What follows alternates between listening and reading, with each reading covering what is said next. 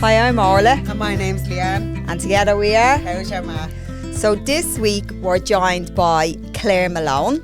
Hi. Hi. So Claire is in a wedding band called Gossip. The Gossip Band, and she has won Wedding Band of the Year in 2023 and Wedding Singer in 24 and 26. You have to bang out a tune at the end of this. I'm sure she will. Jesus. So Claire's come in to tell us our story and our journey. Yeah. Oh God, where do I start? Wherever you want. But Okay. it'd be great to know a little bit about you. Okay. You all grown up and what led you to your Okay. ethnicity, country, background, the whole shebang. Tell us everything. Right. We're Okay. nosy. Okay. Now, once I start, that's it. Now. Go on. Okay. Go on. Jesus, So, you can talk too. So I was born in Dublin. I'm from Drumcondra with my mum and dad and my brother, and I went to school in Corpus Christi there, and then went to St Mary's in Glasnevin, and I had always been doing drama. I loved acting as a kid. That was number one. That's all I ever did. And I was in the National Performing Arts School. I was in Diggs Lane first, actually, where the script and My Town and all these different I done an acts. audition in Diggs Lane. No way. Louis Walsh was one of the judges. Oh, The Jesus. fucking state of me. What did he say to you? Did you no. sing? He said no. As soon as he seen me. Remember Boys Home was out and they were going to do a Girls Home version. Yeah. I done an audition for that. The I remember fucking- the auditions were there for plaits Girls and Home. all of me hair. The What did you fucking sing? State of me. Whatever stupid fucking song they told us to sing. Oh I got my- the high pitch bit. I was shy. I'm Oh still my shy. God. It's grand. I don't worry about it. Sorry, go on. Oh my God. Claire. Well, I did. I was in Diggs Lane, and then I moved down to the factory studios because Eamon Farrell, who's Colin's brother, he was moving out of the studios, and so we all went with him basically. The way she just says Colin, like this is Colin Farrell. She's Colin on Farrell, about Colin's brother. So Colin's brother, and he went down to the factory studios in Barrow Street, and so I was dancing there for years with them for a couple of years, and I was doing mainly acting and dancing, and then there was a show coming up in the Olympia, and then my teacher at the time, my drama teacher, she was like, "Can you sing? Will you try this line or whatever?" And so I sang something, and she was like, "Geez, I never knew you could sing." And I was like, "Oh yeah, I mean, it's never something that even crossed my mind. I don't even You think were more I'd into even, the acting. I was just acting full time." Yeah. And so anyway, got the part in the show, but still, I mean, I still didn't really have any interest in singing. And then as time went by, kind of the following year, then they needed there was a band called Gift, and the guy, he worked in the studios at the time, and they wanted a stand-in singer and pretend keyboard player. And so I was 16 or something. And at this stage, my drama teacher was now my agent, and she was like, Jill Doyle, I have to say. And so she was like, "You could go in and do this." And at the time it was, do you remember Live at 3? Yeah. And the big guy, Derek. Derek Remember him? Davis. Derek Davis, yeah. That's who it was. Sean And Yeager.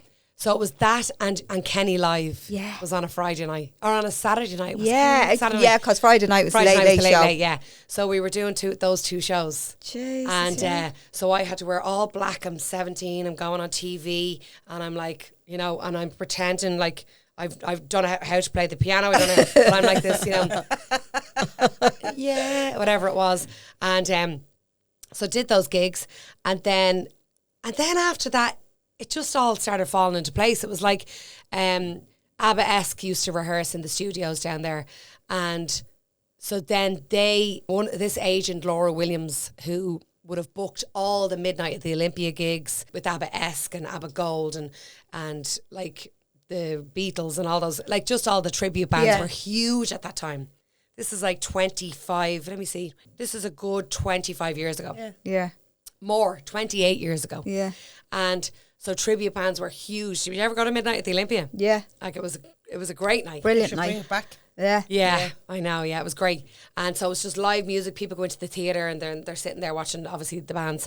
So Laura Williams used to book those bands, and they wanted a new singer to stand in. So I got the call to go and do it. And so I was still 17. So I went in and did a couple of gigs. I'd actually done a few. I was doing this Nice and Spice thing for the Spice Girls with the studios. And we used to do these every Sunday, this kids show every Sunday out in Leopardstown Racecourse. And Barney used to be on the gig with us, like big giant Barney. And all the dads would be coming up going, come on, we get a picture with the girls and all, like L pervs. Yeah. And so I was doing that then for ages. And we were getting booked for loads of gigs pretending to be the Spice Girls.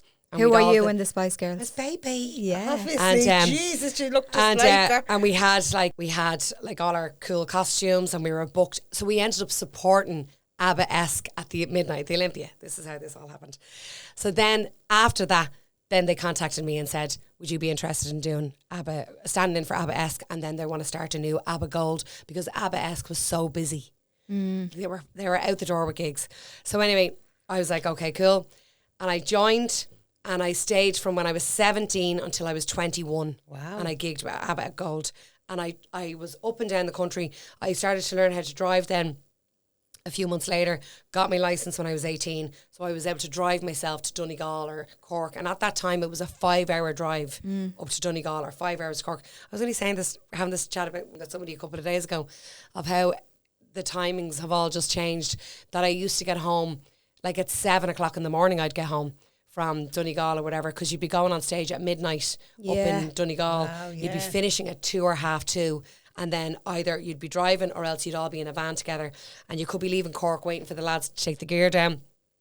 I'd be lying on a couch like in the Metropole in Cork or whatever, and all of us getting in, and we'd wake up like 4 o'clock in the morning. We'd all be sleeping, we'd wake up at 4 o'clock in the morning. And I'd be like, what the fuck? Oh my God, where is everyone? And I'd be like everyone's asleep, but Trevor, the driver, he'd be asleep at the side of the road. And I'd be like, Trevor, will you just fucking get us home? Yeah. Like, he's hard to obviously get us home, you know. Although, you know, he was brilliant, I will say. So yeah, it was like just crazy that we were all getting in at that time. So I did that till I was 21. And the only reason that I left Abba Gold at that time, my manager at the time, it was my 21st birthday. And I booked a party in the Harcourt Street, what's it called? The one on Harcourt Street, the Harcourt Hotel. Remember, everyone used to have, beside Copperface Jacks, everyone used to have their 21st in there in the Harcourt Hotel. Okay. And so anyway, I had it in there, and I was having it in there, told him I'm having my birthday, whatever it was, 6 weeks away, whatever. He was like, no, you've got a gig that night. I was like, no, it's my 21st birthday, it's all planned and blah, blah, blah. And he's like, no. And I just went, well, you can stick fucking Abba up your arse then. I'd have been the same. Yeah. And I said, you can go and fuck yourself. And that was the end of that? And that was the end of Abba Gold. Now, so when I left that then, I was going, okay, right, what am I going to do now, you know? And by the way, sorry, whilst this was happening, I was working in the Gaiety Theatre. Wow. I started working in the Gaiety Theatre in the box office when I was 15 because on work experience. And then I ended up staying there until I was 21 as well. So can I ask, just because you were a young, pretty girl, and you just talked about the dads being pervs, there had to be some other people that were perving on you across that time, being a 15-year-old in around the theatre and dance. And I know lots of people mind each other. Yeah. But I also know that, like, we know that people take advantage. Absolutely. Of young, vulnerable people. How did you manage that? I was very, like, bubbly, friendly, and, you know, got on great with everybody in the theatre. Now, I did leave the theatre because of a thing that happened. Yeah. I ended up leaving because of that. And there's signs all over the theatre about sexual abuse will not be obviously tolerated in around this place. But they're there since I left. Okay. I was the only one that spoke up about it. Fair play to you. Okay. And your own little Me Too campaign. Yeah. But it was a real boys' club at the time. Yeah. And because I was at that time when I'd gone to 21, I was like in a managerial position in the Gaiety. Yeah. And it was a boys' club. They would all be like, oh, come on, Claire, don't be ridiculous, you know. Just forget about it. Just drop it. Forget about it. And you can't forget about sexual assault. And it was actually hell. It went from being the best place I'd ever worked in my life to like, I can't go in here. I don't want to be in here anymore. I hated it. Yeah. I ended up hating working there. And it was all changing anyway with new owners coming in and new staff, and everything was getting more stricter. The whole fun was gone out of it. Yeah. And I was this kid as a 15-year-old running around the theatre backstage, you know, I'd walk around the theatre during the day and into the boxes and talk to myself and like, you know, I can't wait I'm going to be on the stage. I'm going to We're be going to be in the Olympia, aren't we? We'll be on that stage. Now, you're going to be our special guest. No, we're manifesting it. We're manifesting it. Come back as our special guest. Absolutely. Manifest it. Manifest that. We're going to do exactly what you done. I will be on the stage. 100%. You know what? When I used to go in, I used to have to open the box office, and I'm as you've seen today, I'm very, very bad with punctuality. Now I'm a lot better than I used to be. But when I used to have to open the box office, I was going out with one of the acrobats from the panto. Brilliant. What could he do? You need to be an acrobat yourself, though, don't you? It's all one-sided. Oh my God. Yeah, he was amazing. He was absolutely fabulous. So that was when I was 16. I started seeing him for the panto run. So that was like, you know, it was December, and then January it went into kind of the 4th of February back at that time. My manager at the time, Alan, he used to ring me because I'd be over in his house in Paul's place around on Camden Street, and he lived next to this chipper. And so I'd stay there, like, and I was, you know, I was a kid, but I was allowed. There's nothing my mum and dad could have done at the time, you know, and because I wasn't a drinker then. No, I just loved being at the theatre. I hung around the theatre. You were always very mature, weren't you, Claire? Probably, but I also love having the crack as well. But I wasn't a drinker at all then. Yeah. And so then, my manager Alan, he used to ring me going, "Are you up? You're opening that box office this morning," like, because I was always late. But anyway, I'd go into the backstage or whatever, and I'd go around to open up the box office, and I'd go in and have to turn on all the lights in the theatre, and I'd be like, "Good morning, ghosts, hello," because, you know, there is ghosts in the theatre. That was my thing every morning. Then working in the Gaiety, and I loved it. I did love it, and it really was the most special place to work when I was 15. Yeah. But then when I got older, then it was like, it just wasn't so great. I didn't want to be there anymore. Yeah. Yeah. No, yeah, it was. Lots of everyone knew everybody, you know. Yeah. It's like any job, I guess, you know, when you're younger. I can't imagine it's like that now, and because things are so much stricter now in jobs, and people are more like, you know, they speak up about a lot more stuff now. But at the time, you know, everyone was friends, and, you know, I mean, everyone would be having the crack. Like, there'd be usherettes shagging different actors, like, it was just madness, like, you know. Yeah. But we'd all know, we'd all be going, "Oh, yeah, I know what she's doing," or she's talking with them, you know what I mean? Yeah. But it was a giddy kind of place, and it was a great place to be. So then, I had left the Abba. I was still in the Gaiety. This is only within weeks with both, and I wanted to go out to LA to act. So I think I got a loan from the credit union at the time. And good old credit union never let you down, sure. I know. For everything. I know. You should sponsor us. Go on. Yeah. And it was this thing called TVI Studios in LA. And I was like, right, I want to get out here. It was a 2-week intensive acting course. Okay. And so, God, I haven't spoken about this like in so long. It's years and years. Jesus. Anyway, so I flew out to LA. I flew out to New Jersey first, and I stayed a week with some family friends. And then I flew down to LA, flew over to LA, and I flew back, obviously, and I stayed with them another week then, and then came back to Ireland. But anyway, when I went over, I was on my own, like, and, you know, I was sitting beside this woman on the plane, I'll never forget it, and we waffled the ears off each other the whole way. She was this amazing woman, and I can't remember her name, but when we left, she put $100 into my hand. And she said, "You take care of yourself now." And I got in my taxi, whatever, down to, I was staying in UCLA at the time. And so I got in there, I made friends immediately, and we were all in this intensive acting course together, and we all hung out together as well, because lots of us were staying in the UCLA. And so what did we do? So we would go in. Helen Hunt's father, Gordon Hunt, remember the actor Helen Hunt? Mm-hmm. Her dad, Gordon Hunt, is the director over there. And so he would come in and do monologues with us. And we do it was just all like reading different monologues every day and being filmed. And an agent came into me, a casting director had said to me, I'd love to see you in this role.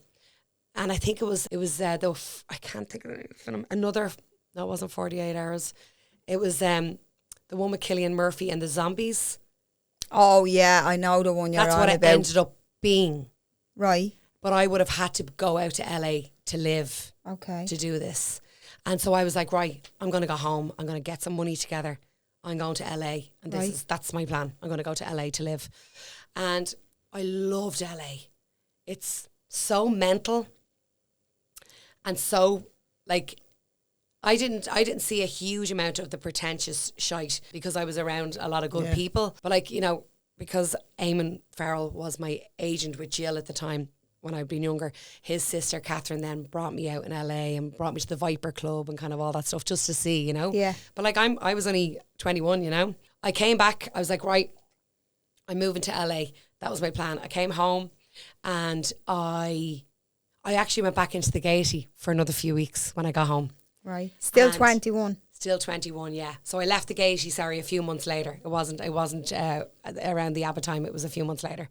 So I came home and I thought, right, I'm going to get my money together. And I worked and I ended up doing some gigs for Christmas gigs and I was ready to go.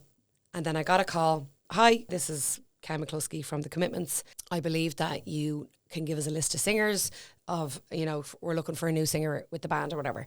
And I was just like, yep, sure. Gave him a load of names.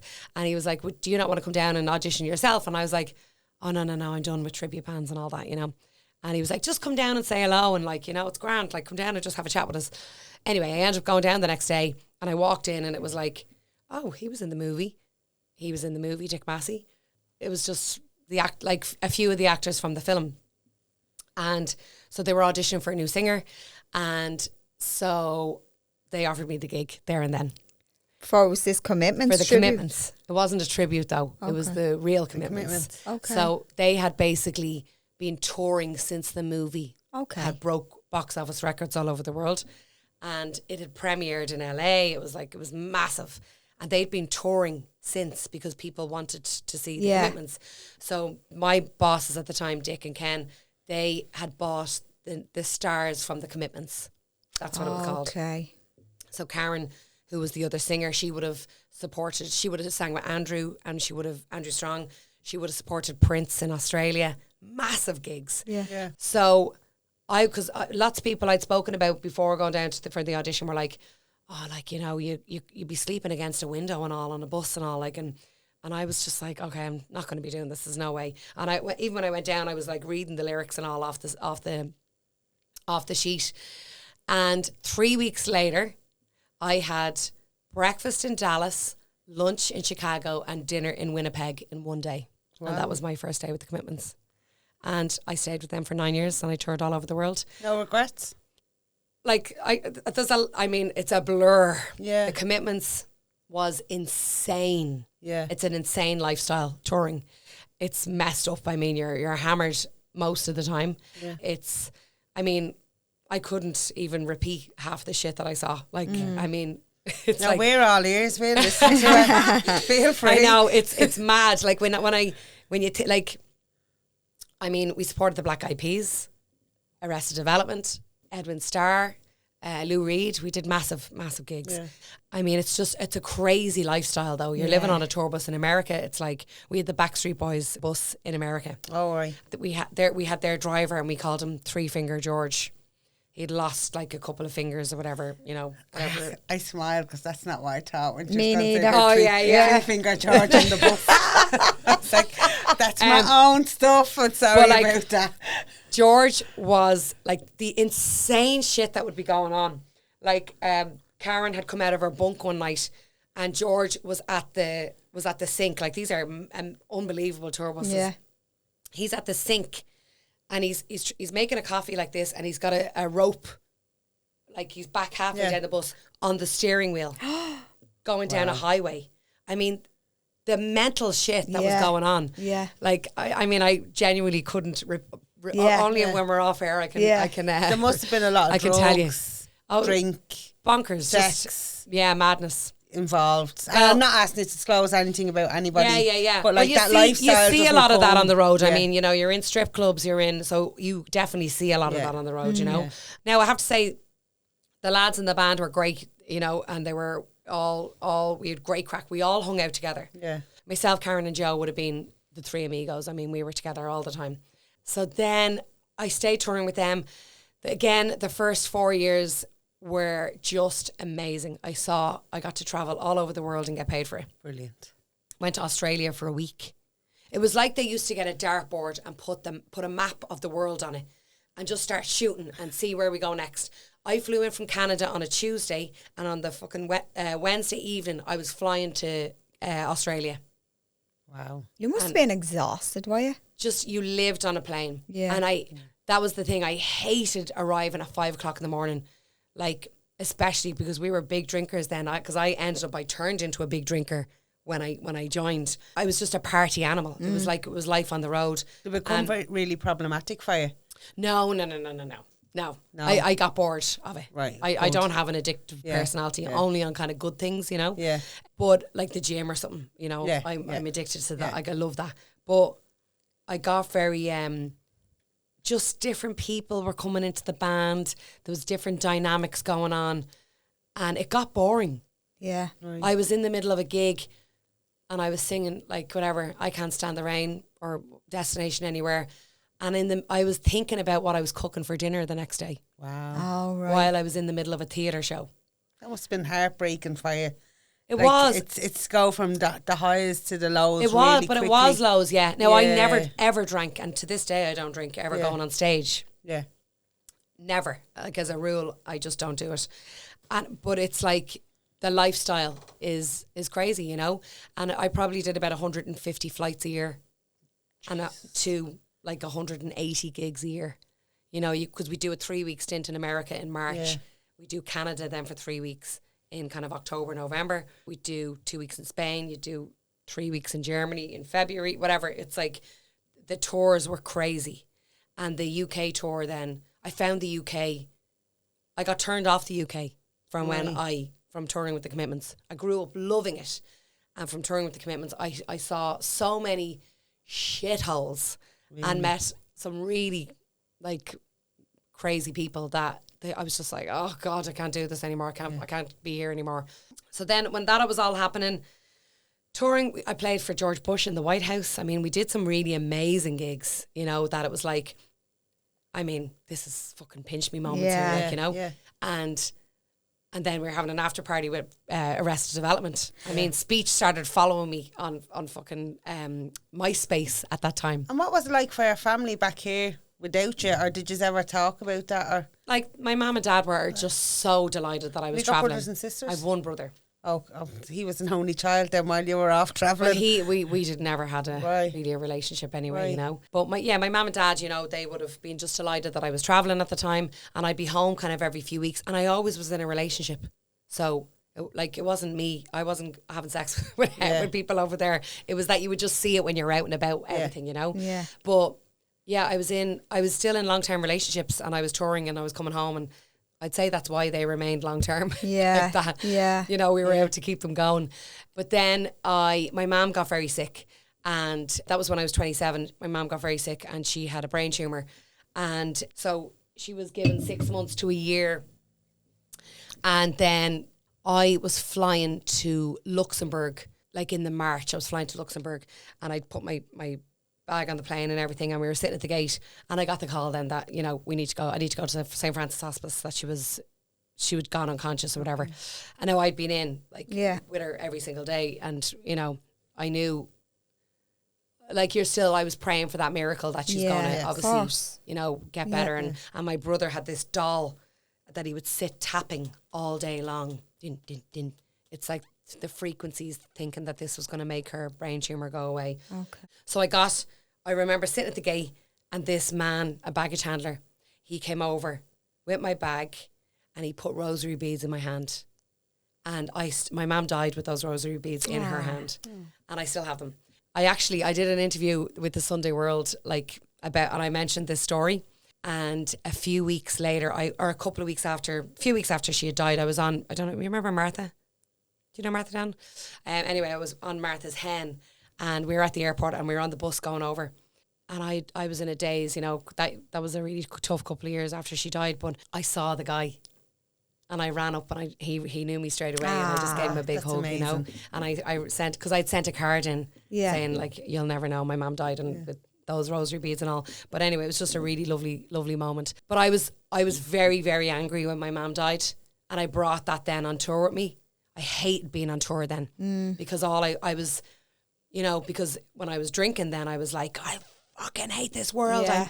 You know, they're after taking my mum. I'm 27 years of age. Yeah. And I just, It's not I fair. was so angry. And so I hated being on the road. Didn't want to be there anymore. And is that kind of why you left the commitments, do you think? No, the commitments, I was leaving anyway. I was Okay. definitely going to leave. The commitments were the anniversary was coming up of the 20th. Was it 20th? 1990? It was like, yeah. Yeah. No, was it? Yeah. I can't. 2000. Yeah, 20 years. A 20-year anniversary was coming up. What year did I leave? I'm trying to even think here. 20. No, I can't remember. An anniversary was coming up anyway, and they were going to be doing all these TV things, and they didn't tell us that there was going to be no gigs in. This is us. This is our job. And that's not wages. Yeah. Yeah. So no wages, and we had no tour dates. And Yeah. so normally we get our tour dates at the beginning of the year, and you'd have your whole list of where you were Yeah. going, all the countries you were traveling to for the next year. I mean, it was amazing. And I was because I was in angry mode anyway, this was another excuse for me to go, Fuck them. you, Yeah. you know, and I'm not fucking putting up with this shit or whatever. And with the other two singers, you know, we were all kind of in the same boat anyway. We were all feeling like that. And we were hurt because we were all so close. We've been through deaths, births, everything Yes, with of each other, course. you know. So I remember doing my last gig in Bahrain. I remember being on stage going, I'm fucking done. Yeah. I'm done. Again, I was thinking about what I was going to have to eat later. And I was doing stupid things, like just to entertain myself on stage. Yeah. It was fucking ridiculous. Like I was like wiggling, like doing stuff that's not even just to see if anyone notices, like just stupid things. Yeah. And I was like, I'm done. Yeah. I'm done. And then that was around end of November or just beginning of December or something. Had Christmas at home, and that was it. I was done from the commitments. And then, sorry, I know this is a long fucking story, isn't it? It's grand. We're on a timer here, are we? Anyway, I'm finished now in a second, okay? You okay over there? Then weddings came in. Martha, my best friend, had asked me to sing at her wedding. Right. Myself and Joe from the commitments. Right. So we sang the prayer at her wedding. I was bridesmaid. And then everyone was like, God, you should be doing this, like, you know? So we were like, okay, let's do it. And Just like that. just like that, this was my new business. Yeah. I went and signed up to weddings online. And at that stage now, I was 29 maybe. You sang at Irene's wedding, didn't you? Yeah. Yeah. The 29. rest of us don't know who Irene is, but She's a congratulations, mutual Irene. friend. Mutual This is friend, how I right. know Claire, because Irene is my friend, and I met Claire through. Yeah. But Claire and Irene grew up together Yeah, in we grew up Drumcondra together, and yeah. went to school together. She didn't go to the same school as me. But Oh, did she not? just knew each She's other from the area. Drumcondra as well, though. Yeah. So anyway, I started singing at weddings. I started advertising myself. I was probably one of the first ceremony singers, really. Okay. You know, when weddings were kind of getting fully out there. This is now, again, 18 years ago maybe I'm with them. Yeah. So was doing ceremonies, and then I get a call to DEP means stand in for singers and bands. And I was petrified. I was like, no, like I've just come from, I know exactly the show that we're doing with Yeah. the commitments. Yes. And now I have to learn New songs. 60 songs Yeah. and stand in with different bands. And I was like, oh, jeez, I'd be terrified. I was trying to get sheets on the floor Yeah. to try and look at lyrics and, oh my God, how am I going to do this? And then, I don't know, I just kind of, my confidence, I guess, grew a bit more. And then I was at a wedding. This band were playing, this super band at the time. And the guy had said to me, we're starting a new band called Gossip. We want you to audition or whatever. And I was like, okay, you know, whatever. It went down. Anyway, I got the gig. And anyway, to put a long story short, I ended up buying Gossip off these guys. Oh, did Because you? I was like, I didn't agree how I thought they were doing a shit job. And I was like, I can sell this. And Woman entrepreneur, fair play to you. so I was like, they wanted something like 10 grand and I gave them 800 quid. Yes! And I was I like, fucking love it. I just want the name. That's all I want. Yeah. Yeah. And so anyway, I went and I built Gossip, and that was like, that's 15 years ago The maybe. rest is history. And since now you. we are like flat out. Congratulations. But it took a long time. Yes. I'd hate to be starting doing weddings Yeah. and doing all that now, because it is a lot. It's kind of oversaturated with musicians. So you're so flat out. When and where and how did you meet your husband? Because you've kids and all now. Well, I was still How do you have time? Still very sociable, you know, and would have been a very much a Lily's Bordello head. Yes. So when I was home, I mean, I practically lived in there from when I was 17. Even though I didn't drink though at the time, I would go in just to be try and hang out. You know what I mean? And also with all the Gaiety crew. So then there was a place around the corner called Red Bank, and there was a girl, a friend of mine from Lily's, who was kind of a social friend, Katie, and she had said to me it was her birthday drinks that night, and so we'd gone in here, and then she was like, Claire, have you met my brother? They're West Brits, you know, and I was like, oh, hello, and then, you know, he was like, hello there, he's very like jolly old chap, you know, they're like, I am like, oh my God, I'm like mental, like I'm the black sheep of my family, yeah. And I was like, what the hell is going on here? Like, it was just like this really posh guy, and what would he want with me? Yeah. Do you know what I mean? But anyway, we ended up opposites attract, you know. Yeah. How long are you with him now? 10 years, just about. In all ways. Yeah. Yeah, no, marriage is just so fucking hard. Like, oh my God. It's difficult, and when you're a busy mom and you have a business to run, it's difficult. Yeah. What does Paddy do? He was involved in restaurant managers and stuff. He runs the Spirit venue now, the Spirit store in Dundalk, which is a big music venue. Okay. The restaurant side of it. Okay. And yeah, like I never thought I'd settle down. I'd kind of given up really at the end of my 30s. When I was 38, I was like, I'm done with guys. I know everyone now in town. Don't in Dublin, ever give up. I know, but I was like, I'm done now. Do you know what I mean? I'm like, I think when you're not looking, that's when. And sorry, by the way, I had 2 very, very abusive relationships in the middle of that. Just before Paddy. But I'd be here all night talking to the 2 years. Carl now won't be happy with the here all night, but I'd listen for years. I had two in a row. Oh, really, Claire? Yeah. I went from one into the other. Yeah. Yeah. 2 bad ones. The second probably was worse because it was emotionally as well. Yes. Yeah. Emotionally and psychologically. Oh my God. Sometimes you say, just give me a clatter. Yeah. Than that emotional. It was just like, that ruined me. Because see, I was still so broken after my mum. Yeah. That I just wanted somebody to love me. And they knew that. Yeah. And I was like, so I met 2 complete narcissistic assholes, and I was like, I can make them a good person. Yeah. I can do that. Because I'm a good person, I'm going to make them a good person. And you can't. No. You can't change the fundamentals of who somebody is. They need to do their own work. Absolutely. And they turned me into a total shell. I'm sorry to hear that. I was like, I was so thin. I was like, I was sick looking. And were you still gigging? They didn't mind you gigging, did they not? Because they were they minded and didn't mind. I know, but... No, they didn't mind me. Like, no, she's bringing in the money and keeping them. That's what I mean. They loved that I was a singer, you know, and okay. that. But like, if I was walking down the street, I mean, the second guy would be like, you know, yeah, hello here. What are you looking at? And I'd agree that you can have the attention that they allow you to have, but when you're getting attention that's uncalled for, then it's a very different field. It was really playing the game on. They're probably the worst, I'd say, years of my life.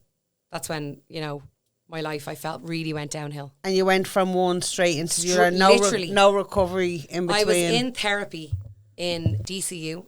Or sorry, not DC. Yeah, DCU on Collins Avenue, right? Yeah. And I saw this. In the Healthy Living Centre there? Yeah. Yeah, I used to work there. Amazing. Did you? Yeah, I'm a family therapist. Oh my God. I specialise in DV. I met the most amazing therapist there. I won't say her name, but I'll tell you afterwards. And she was so brilliant, and she was I would look at her looking at me, and she would be brokenhearted looking at me, and I could see that sadness in her face because I was so broken. And I'd said, you know, this first guy, he was a fucking horrible person. And I got away from him finally. You know, I had to get away because I was always the one running back. He was like trying to get rid of me. And he couldn't get rid of me because I was like, I was so attached. You need to be needed. I needed to be loved. And I was like, why aren't you loving me? Why aren't you loving me? Like, you know? And then I went in, whilst I had been at the end of seeing him, like I was boxing at the time as well. And I had seen this old flame of mine from years ago. And then I had gone into therapy then going, well, there's this other guy who has just appeared. This is a sign that he's appeared and blah, blah, blah. That was a shit show. And that went on for a year and a half. And that, I actually thought like I was going to have to go into hospital with mental health issues at the time. It was so bad. I remember I went over to my friend in LA, and because I had to just escape. And I remember like going out for walks on my own, and he'd be ringing me non-stop every minute. I'd be trying to just sit and have breakfast, and it'd be ringing. And I'd be like, will you just stop? Like, stop fucking me. Like, ruined my whole trip, like everything. And then when I came home, I was like, I can't do this. I can't do this. And could you get away from him okay? I get text messages still and calls for probably a good kind of couple of months afterwards. And then I can't really remember how that just stopped. But I was like, that really broke me. Yeah. Like, because he just wore me out. Yeah. I wanted away from him, but I couldn't. And then with the other one, I wanted to be with him, even though he was a prick. Yeah. The crazy shit. So they are major regrets. And I know, people go, no regrets. Yeah. Like, I wish I could say that, but that I wasted those. But you didn't. I'm going to stop you. Because I learned. You learn. I know. And you can't call them regrets. You wouldn't be where you are now if you didn't have those experiences. I know. And it doesn't mean that they were nice or that they were kind to you.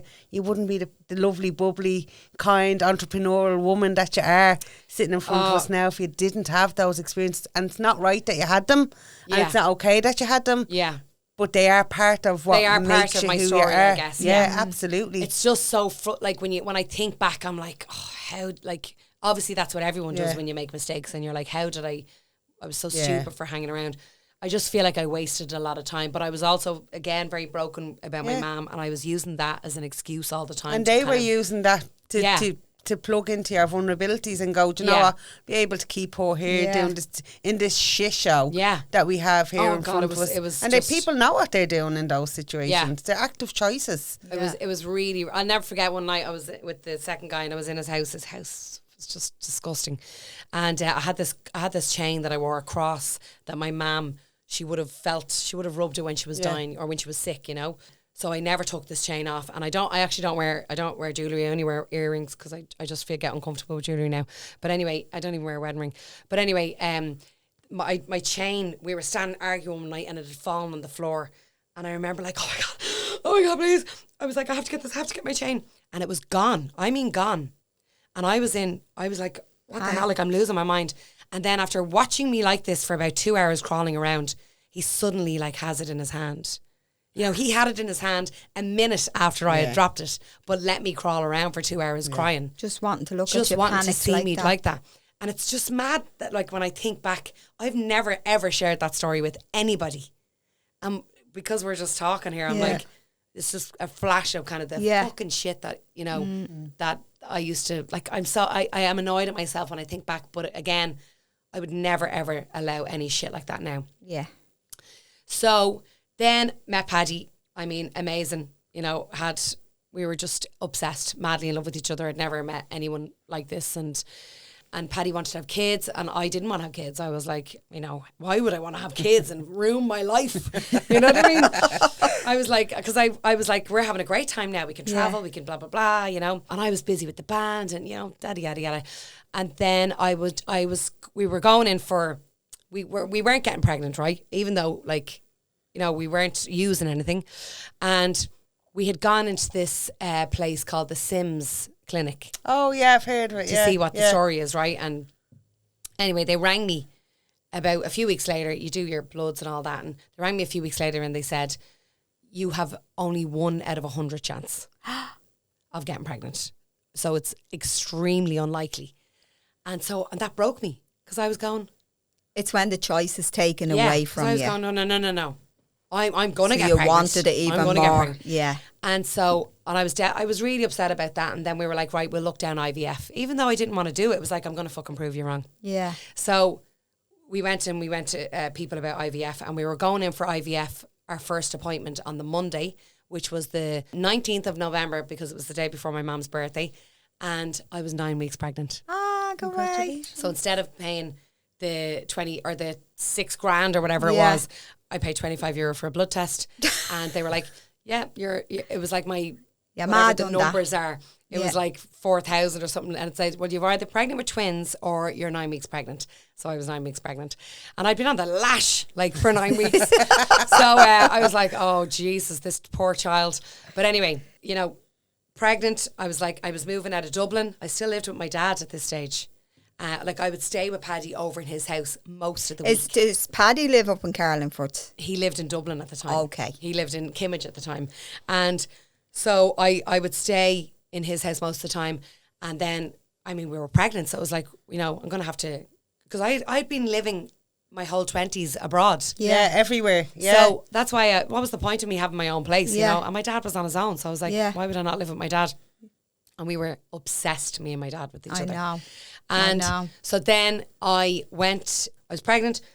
I mean, didn't enjoy being pregnant. Was like, I need to get this over. I worked up like till literally 4 days until I gave birth, and I was back 3 weeks to the day on each baby that I had both of them. And because I was so obsessed with not changing my life. Yeah. And I was like, I'm not going to change who I am. I'm going to remain. I'm going to be on stage. I'm going to keep my gigs. I'm not going to let any bride down, because that's not what I do. And I kept my word, but also was mental to do all that. Because you burned yourself out. Yeah. Like I was sitting on a stool while my newborn was upstairs in Enniskillen with stitches fucking cut right across my arsehole. Like, sorry. It's grand. And I had stitches on my arse too. Yeah. I think we all did. And like, I remember the surgeon saying, I was like, how many stitches? And he was like, oh, it's just one long line, like, you know? And it was like, well, it was like, you know. Yeah. So anyway, I had my son, and then we moved. We literally got back from the rotunda, stopped at my dad's house. I filled up bags of clothes in black sacks. My dad literally, like, I'm bawling leaving the house. Yeah. I have a newborn in my arm. I haven't got a fucking clue what to do with a baby. And I'm looking at my dad going, I'm leaving my dad, the love of my life. Yeah. And I'm like, how old were you when you had your first baby? 39. 39, yeah. And I was going, what am I doing? I was sitting in the back of the car with all the bags of stuff beside me. I've got a newborn here as well. I'm going, what the fuck? I move up. I'm between Dundalk and Carlingford. Like, it's fabulous. Like, it's scenery is insane where we live. And I'm like, I can't stay here. Like, there's no way. But you're kind of in the middle of nowhere, aren't you? We're in the countryside. Yeah. But I live 10 minutes from Dundalk and 10 minutes from Carlingford. 8 minutes from Carlingford. It's beautiful. Yeah. Bottom of the Cooley Mountains and the sea on the other. And I was going, I can't fucking stay here. I don't know anyone here, and I'm going to be on my own. And Paddy was commuting up and down to the restaurant in Dublin. So I was literally on my own going, I have to mind this little life. I've no mum, I've no sisters. And Paddy's mum lives in Clonchagora in Newry, and his family were in Dublin. I had nobody. And I was like, I'm rightly fucked here. And, you know, friends would call up to me or whatever, but like they're gone home then that night or whatever, you know. That year was also a very, very, I won't say I was postpartum, but I was post losing my fucking mind because my body had been destroyed. My arsehole and my vagina had been destroyed. Yeah. I was like in bits, like with pain struggling to go to the toilet still 10 months later. Yeah. I mean, because I had an episiotomy. It was horrific. And God, I hope people who are pregnant aren't listening to this. It's grand. I burst my sphincter. I actually literally burst my arsehole having that first young one. I still hold it against her. She's 27. I'm like, I burst my arse for you. Had to have a section on the umfla. So don't worry about her. Some people have great pregnancies. I know. Not us. But other people. I didn't. I hated being pregnant. These people who pop them out in 10 minutes and they're walking out an hour later. They're fucking liars. I swear to God. I was pregnant from me chin right down to me toe. I was huge. And I hated every single second of it. I hated it as well. Some people glow. No, I didn't glow. Like I was definitely traumatized. I swelled. Oh, it was a tough year, but just being on my own, and I had no friends. You know, I knew everybody in Dublin for years because I was a social party animal. But I moved up here and I was going, okay, I'm on my own now, and I had fucking murder with Sky and Cernet because they wouldn't put the Wi-Fi in. So I literally was losing my mind. And I was like, so I'm on the phone going, you're making me have a mental breakdown. You know, I've already had a baby. Yeah, I was losing my shit, I have to say. And like and I was crying all the time. But, you know, people were like, oh, you're postpartum. I'm like, I'm not postpartum. I'm fucking my body is so fucking mental. Like, I was just like, I'm so fucking sick of everyone. Yeah. But to this day, I'm like, it's like, I hate when they say that about people with postpartum. You're just fucking, your body's changed so much. Yeah. Your fucking tits are leaking. Your fucking everything. It's like, give me... Just this is like the changes. Yes. You know what I mean? Yeah. So you've every right to and be then you fucking have a little annoyed. life to look after then as well. So anyway, that was the first year. I was back gigging 3 weeks later, and then you probably couldn't wait to get out of the house. I know, and I brought him with me as well, you know. And then the second year, you know, I was kind of easing my way back in up there. I started going to a gym, and I got on great with these girls in the gym who are I still see them every day when we go to the gym. There's a great camaraderie, and that's why I love the gym. Yes. It's for my head. Yeah. Me too. I don't go in going, it's not about me but body. Yeah. I have to do it or else I can't focus on the day properly. And then the following year we were pregnant with Teddy, and that was again unexpected because they said, you know, we weren't going to have kids. Yeah. And so that was it. We had our 2 kids. That again was a shit show of a pregnancy. And but it was a lot better, the section. It was a planned one. Yeah. But obviously I went into labour as always. I went into labour even though this was planned. So I still had to go through the fucking agony going down the M1. Like just, you know, but anyway, it was still much better. Yeah. Then the recovery was much better, and I was back in the gym, and I knew what I was doing, and I had friends there then. Yeah. Do you know what I mean? Yeah. I knew people. A little bit of support network. And now she's 5, he's 7 in the last few weeks, and they are amazing. They drive me fucking insane. Yep. Like the melters, I call them. But you wouldn't be without them. But I literally, I mean, I'd kill for them, obviously, like any parent would. And you know, I gig full time all the time. This is my busiest year yet with music, with gigs. Thank God. I've been acting a lot more as well. I had a movie out. You were in a film, weren't you? A movie out in cinemas. We premiered in October in London. So that was with Maura Higgins from Love Island and Kimberly Wire from the Pussycat Dolls. And so that's called The Spin. So I think it's on Prime at the moment. It was on BBC there a few weeks ago. So I'm the nun. I was going to say, yeah, you're a nun in it. And I nearly went into flames, obviously, when I put the habit on. And but me and Kimberly Wyatt hung out for the whole day. Me and the Pussycat Doll. She's amazing, and she's 3 kids, and she can still lift her fucking leg over her head. What's Maura Higgins like? Lovely. I only met Maura at the premiere. Right. And she was like, "You have a bigger part than me." And she's lovely. She's absolutely gorgeous. Yeah. And but like, you want to see her when she walked in, when we were all going down the steps into the cinema. She just plonks herself up on the top kind of shelf, and she's got like her friends or these guys with her. It's just constant. The light out, picture, phones, pictures, nonstop. Oh, right. And she'll be like just posing, doesn't give a shit who's looking. Just sits there posing. Oh, let me see that. Oh, no, do it again, you know. Oh, really? And they're like, boop, boop, boop. And so we watched the film, all of us watched the film, and they called all the cast up, and it was myself, Kimberly, Maura, the 3 of us went up, and it was Brennick O'Connor from Game of Thrones and Owen Colgan from Hardy Books. And so Owen actually wasn't there. So the director and the rest of us, we walked up. So I'm looking out. I got this beautiful shop in that dress was fabulous. Order Boutique Hire, they're called.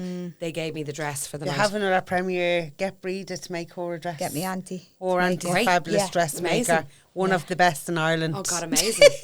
I love it. And she says apples and oranges. Amazing. She's amazing. Deadly.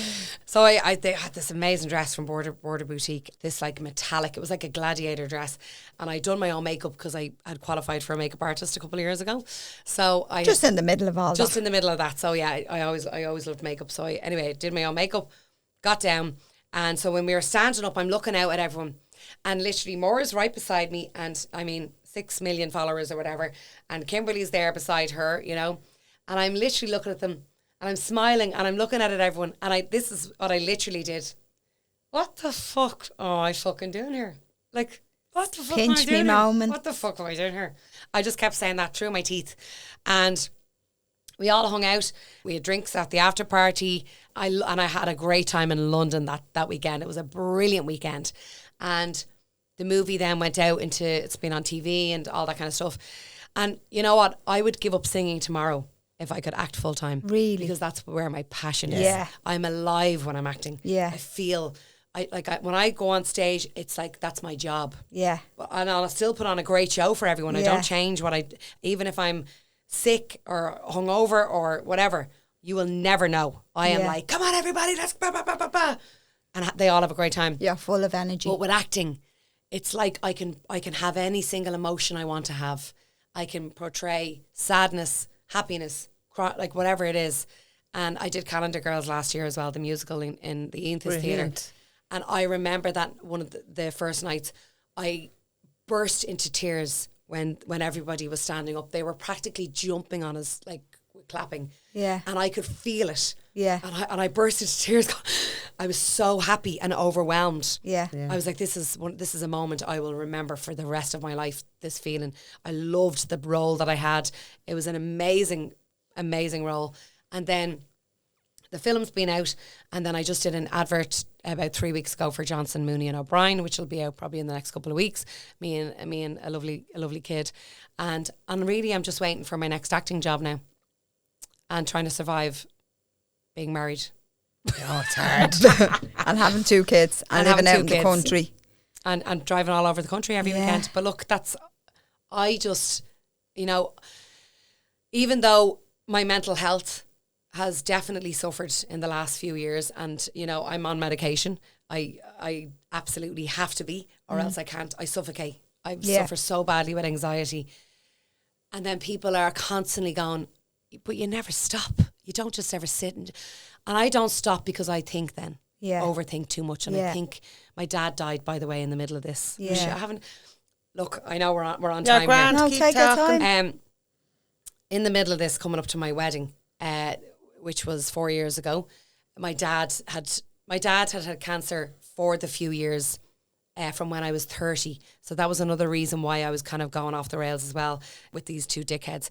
I was struggling with that as well. My dad was my best friend. And so those years, I was going to all of his appointments with him. I was taking care of him, and he was doing really, really well. And the year before, we were supposed to get married in 2020. So it was 2019 when I had my son, Maverick, and then 2021 we booked our wedding for, and COVID happened. And so I was like, okay, and I knew my dad, he was sick, but he was still doing well at this time. And so COVID was happening, so we couldn't do anything. I was like, I'm not getting married with 25 people. Like, I'm just not fucking doing it. And then the time went on, we were coming out of it, so I was like, right, let's get the wedding done. Let's get it booked. So we booked it for 2022. And then they had another closure of stuff with COVID. And so I was like, right, we'll put it to 2023. So my dad was deteriorating now this time. And he was losing kind of a lot of blood and stuff. And he had prostate cancer, which had gone into his bones. And I tormented his doctor. I had his mobile. Yeah. And he respected me for wanting to keep my dad alive. Yes, of course, yeah. He didn't have anyone that was in his office like going, what are you doing today? Suffering. What are you doing to keep my dad alive? Yeah. We have to keep him alive. What are we doing? And all the nurses, they said that they just see people coming into the Mater. We're in the Mater private. That they'd people come in who wouldn't speak up, and that they would just, they just, they just accepted what was happening. Kind of, Except what a professional has to say. I was coming in, and I was like, not that I'm any better than anybody, but I just couldn't let my dad go. And I was like, you have to keep him alive. And I fucking wrecked their head. And they knew, they watched me, like they knew the pain that I was in looking at them. And, one of them in particular, Kieran O'Malley, was just amazing. And he was like, this is really special to watch, you and your dad. And the other doctor for the bone treatment, not so special. He just, was he didn't get that I was I was fighting for my dad, because my dad wouldn't speak up, I was like, no, let's do this, let's try that treatment, we'll do that. I was doing everything I was getting like THC, trying to get my dad to take that paste and all, and it just made him too sick and stuff, but I was desperate. And then the wedding was coming up, and I'd said to this other doctor, what's happening? We like my dad. We have to have him. I have to have my doctor. Will I bring him forward? No. It'll be fine. No. He'll be there at the wedding. So I was like, okay. So he kept losing blood. He kept he had a bag on him at that stage for urine and blood, and he'd come up and he'd get really stressed out at my house, and I'd walk down to his room at the back and he'd have pulled the tubes out, and I would have stood there. I would have sat there. My dad would be on a chair, naked, and I would be cleaning blood off my dad's penis. And he would be he'd be sitting there going, Claire, I'm so sorry. And I'm like, Dad, no. I will do this for you forever to keep you here, you know what I mean? And that's the way me and my dad were. I would have done anything for my dad. And then it was coming up to the wedding. It was a few days beforehand, and he was kind of losing more blood again. And I was like, because once the bag was clear, once it had gone into blood, it was an infection or a blockage. And I was like, okay, I got him into the hospital. I was gigging all weekend as well. I was getting married on a Tuesday. I got my friend Martha to go in to the hospital and just to be with him and to speak on behalf of me. Yeah. Come on, let's go. We need to have him out. We need to get him out. And then on the Monday, I rang and I was like, I was driving down, and I was like, right, what's happening? And they were like, Claire, just give him another night here. Give him another night. And I was like, I'm getting married tomorrow.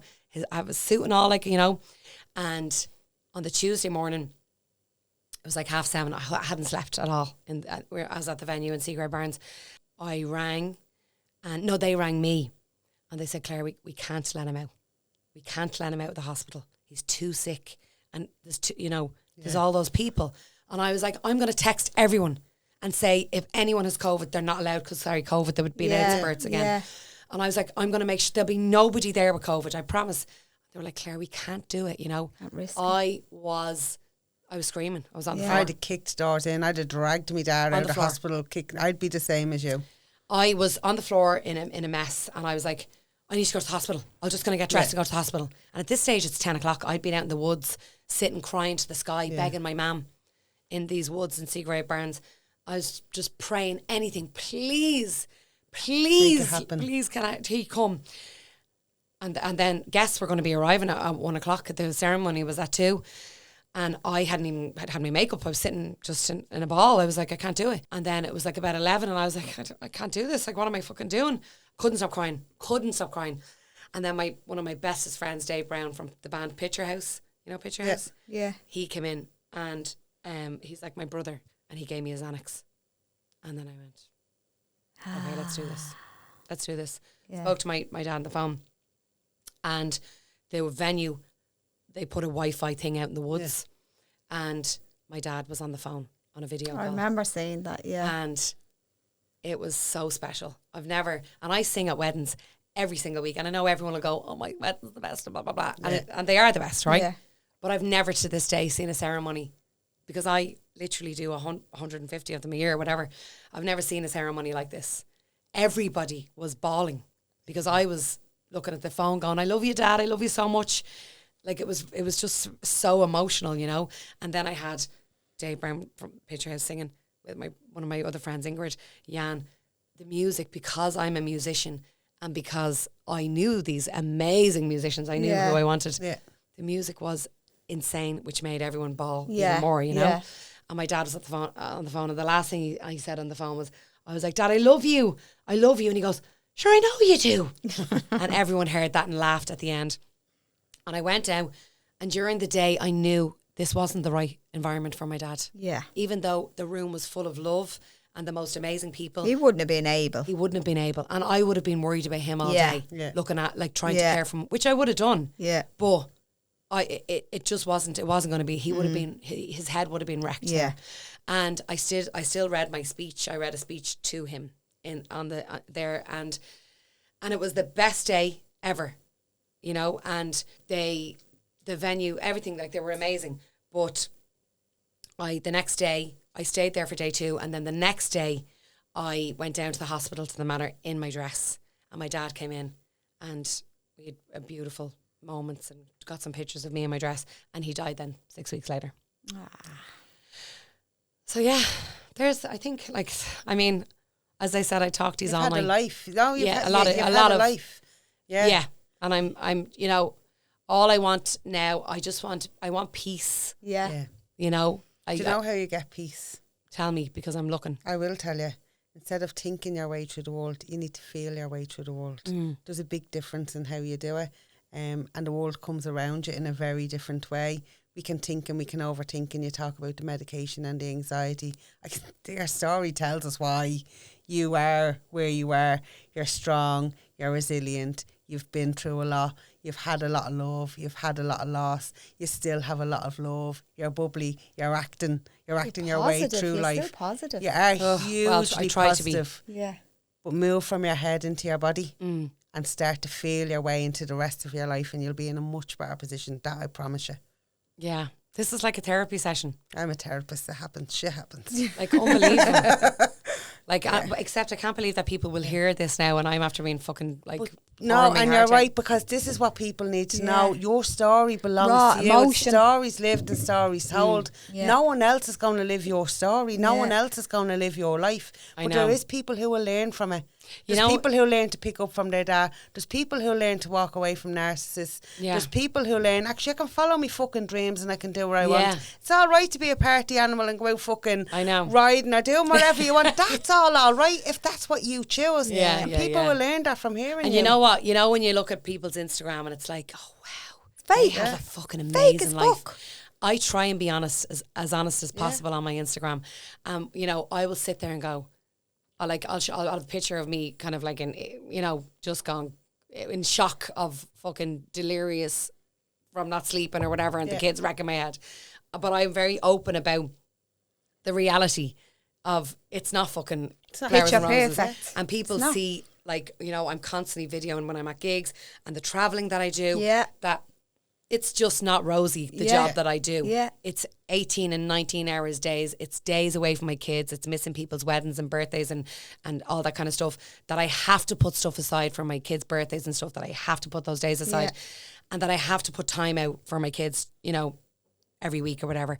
But just the reality of that I amn't, although it looks like online sometimes, Jesus, like, I mean, I'm a singer and looks like I have a great life. And I do have a lovely life of where I live and all. But I suffer extreme anxiety and I have to be on medication and all that kind of stuff because I can't breathe most days. But that's life. Do you know what I mean? Isn't it mad that like you're just surviving? I feel like that I'm trying to keep, I just have to keep swimming every day.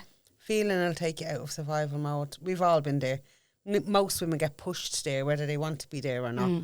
We've certainly all been there at different times in our lives, like whether it's somebody passing away, bereavement, whether it's disagreements that you have with your partner, relationships, having fucking babies and you don't know whether you're coming or going. We've all been pushed into survival. Perimenopause. Oh, don't even go there. Feeling will help you. Feeling will help you move out of that, because we think and we forget to think about ourselves. Your brain is in your belly. Oh my God. It's like you're hungover talking to people and you're like, I haven't had a drink in like a couple of weeks or something. You're just fog. It's like the brain fog is insane. Yeah, it's real, isn't it? Yeah. It really is. I'd be talking to people and know the music and I can't remember their name. Oh my God, I'm like that. Nothing. Yeah. I introduce people like that. I was in work today, my first day back in 6 weeks, and I didn't know, I didn't know my password. God. Then it was like looking for new passwords. I didn't know how to log on to the phone. I was like, what the fuck? Oh my God. That was 6 weeks off, but that was my brain fog from me menopause. I know, yeah. So I think I need to double up on the patches. I'm on the spray. Oh, are you? Yeah. I'm on the patches on my arse. Okay. Yeah. So thanks very much for coming in today. So is this what it was supposed to be like? Yeah. Or did have I just waffled the ears off you? No, this is exactly what it's supposed to be like. Your story, your way, as you want to tell it. And for anybody else who wants to come on to our show, it's your story, your way, as they want to tell it. Like, we absolutely loved having you. I'd sit and listen to you for hours and hours. Thank you. And that will be the feedback. And I told Leanne, I was like, you're going to love Claire. Oh God, you're going to love her. So thanks very much. Thanks a million. Thanks for coming. Thanks for listening. And we'll we'll do the socials and the whole shebang, and people can hear your story and any of the great feedback that we get, we'll pass on to you, make sure that you know. So my name is Leanne. My name's Orla. And together we are How's Your Ma?